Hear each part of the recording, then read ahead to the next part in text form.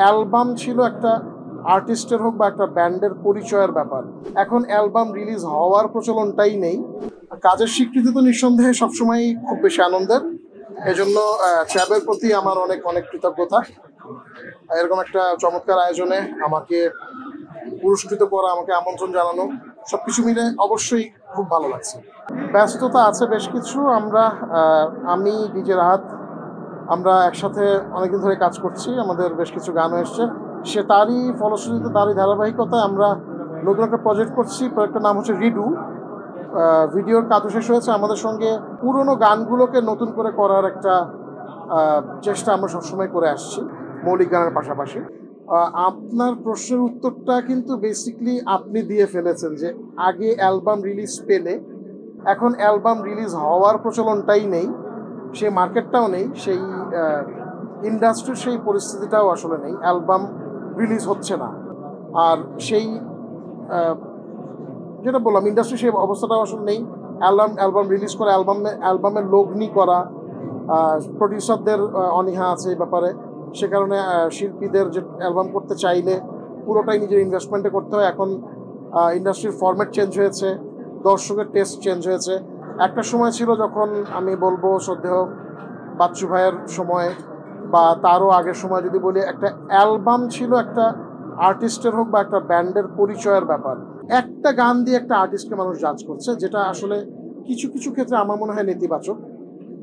সেই গানটা হয়তো বা সেই আর্টিস্টের যা ক্যালিবার আছে পুরোটা সেই একটা গান দিয়ে প্রকাশ করা বা প্রচার করা সম্ভব হচ্ছে না।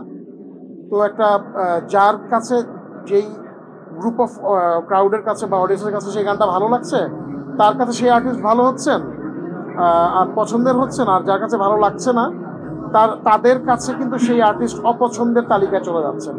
সো এখনকার সময়ের ইন্ডাস্ট্রিটাই আলাদা।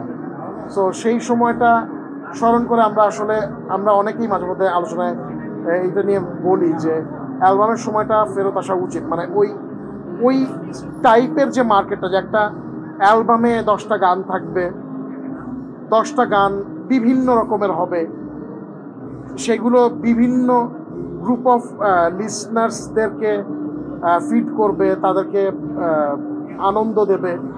সো ওই জায়গাটা কিন্তু এখন নেই ইন্ডাস্ট্রিতে অ্যাকচুয়ালি।